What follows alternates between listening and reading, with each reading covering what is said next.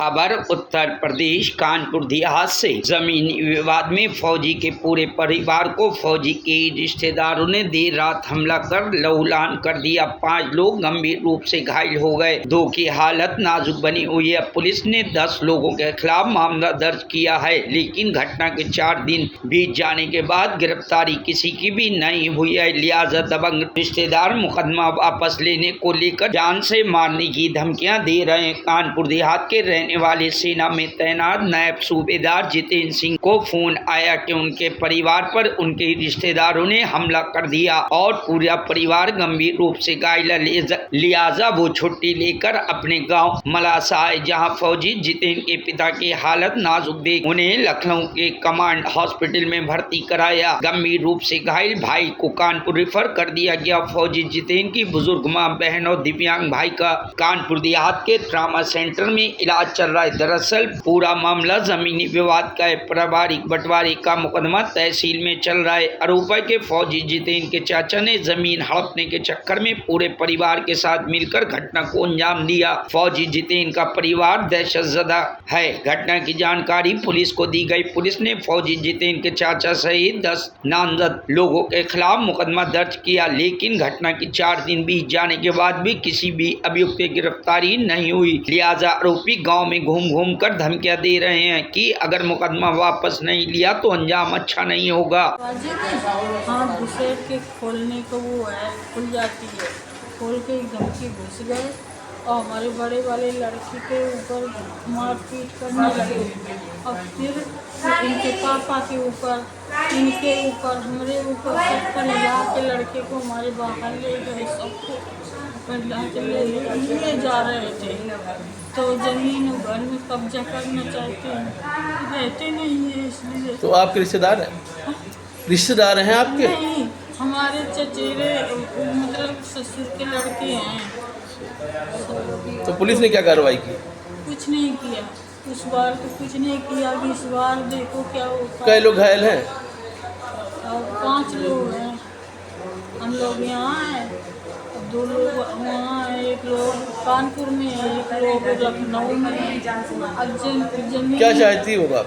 जमीन घर चाहते हैं कि खाली कर दो, तो कब्जा करना चाहते हैं। तो हम लोग कहते हैं कि नहीं, हम लोग कहाँ रहेंगे जाके, बच्चे हमारे बाहर हैं, बूढ़े हैं, वो भी, हम भी। तो जान से मारने की धमकी दे रहे हैं कि हम जान से मार देंगे। जो अभी छोटा वाला लड़का वहाँ रहता है, एक बार मार चुके हैं। क्या नाम है? राम बाबू वीरेंद्र। क्या घटना हुई थी? घटना ये हुई थी रात लगभग 9:30 बजे।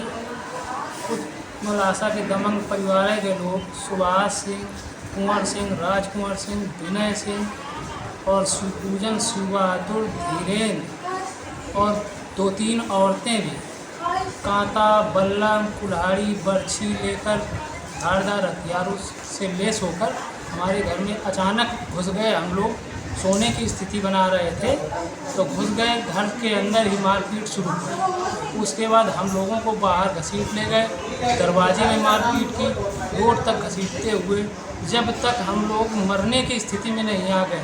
हमारा बड़ा भाई फौजी, बीच वाला भाई भी फौजी है, बड़ा वाला भाई था, वो भी मच्छरदानी में घुस रहा था, एकदम दबोच लिया और मारपीट करने लगे। और उसके बाद मारते मारते कुल्हाड़ी से, बर्छी से, सीने में बर्छी से भी वार किया, सर में कुल्हाड़ी के 3-4 वार। वजह क्या थी? वजह वही, खेती छोड़ दो, घर छोड़ दो, सब हम कब्जा करेंगे। रिश्तेदार हैं आपके? हिस्सेदार, परिवार के हिस्सेदार हैं, लेकिन अब हिस्सेदार वो भाई दबंगी से ये चाहते हैं कि तुम सब छोड़ दो। जहाँ वो रह रहे हैं वहाँ भी नहीं देते हैं, जहाँ हम रह रहे हैं वहाँ भी लेना चाहते हैं। मुकदमा लिखाया आपने? मुकदमा हमने लिखवाया था। गिरफ्तारी हुई? गिरफ्तारी एक आदमी की सुनने को मिली है, हम तो अस्पताल में हैं।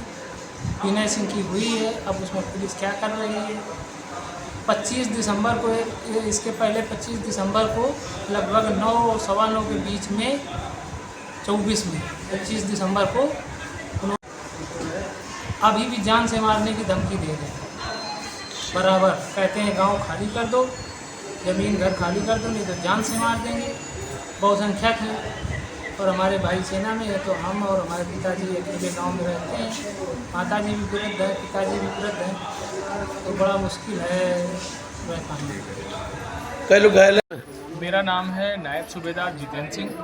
मैं सन 2002 से सेना में कार्यरत हूँ और मुझे पता चला मेरे घर पे अटैक हुआ है 13 तारीख को रात को तकरीबन 9:30 बजे।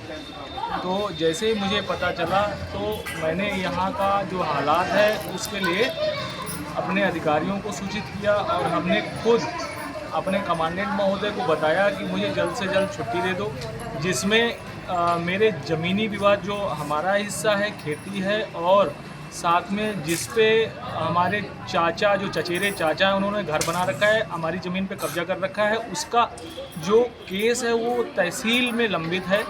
और पूरी ज़मीन में हमारे 2 भाई हम 2 हैं जो सेना में नौकरी कर रहे हैं। फादर और मदर सीनियर सिटीजन है, मेरा छोटा भाई दिव्यांग है, सिस्टर अपने घरों में रहती हैं, वो थोड़े दिनों के लिए छुट्टियों में घर पे आई हुई थी। तो ये दबंगों ने ज़बरदस्ती खेती और घर कब्जा करने के चक्कर में ज़बरदस्ती 9:30 बजे रात को 13 तारीख को घुस आए और जबरियन बर्छी, भाला, कट्टा, फरसा और कुल्हाड़ी से बड़े भाई और फादर जो सीनियर सिटीजन है, मदर और छोटे भाई जो हमारा आँख से दिव्यांग है और छोटी सिस्टर, उनको इतना मारा कि जब तक वो मरने की कंडीशन में नहीं हो गए तब तक मारा। अभी मेरे जो छोटा भाई, मदर और छोटी बहन है वो जिला अस्पताल में क्रिटिकल कंडीशन में है। साथ ही मेरा बड़ा भाई जो कि आईसीयू में कमांड हॉस्पिटल में ज़िंदगी और मौत से खेल रहा है, उसके सर पे बहुत गंभीर चोटें आई हैं, शरीर में चोट के निशान हैं। और मेरे फादर जिनकी फीमर जो जांघ की हड्डी है वो तोड़ दी है, सर फोड़ दिया है और उनके शरीर में बहुत सारे जख्म दिए हैं, वो कानपुर हॉस्पिटल में एडमिट हैं, 7 एयरफोर्स हॉस्पिटल में। मेरी पुलिस और प्रशासन से यही रिक्वेस्ट है, विनती है कि जितने भी हमारे जो विक्टिम हैं उनके ऊपर जल्द से जल्द कार्रवाई हो, गिरफ्तारी हो और जो सकुशल रूप से जो लोग आके डेली धमकी दे रहे हैं कि तुम्हें भी मार देंगे और सारी ज़मीन पे और सारी संपत्ति पे कब्जा कर लेंगे, जब कोई रहेगा ही नहीं तो सारा हमारा ही होगा। और सारे लोग अभी फरार चल रहे हैं, जिनका पता चलता है कि धौकलपुर गांव में छुपे हुए हैं। और मुझे पुलिस और प्रशासन से बहुत उम्मीद है कि वो जल्द से जल्द इनको पकड़ेंगे और इनके ऊपर त्वरित कार्रवाई करेंगे। Bureau report, news hub Bharat.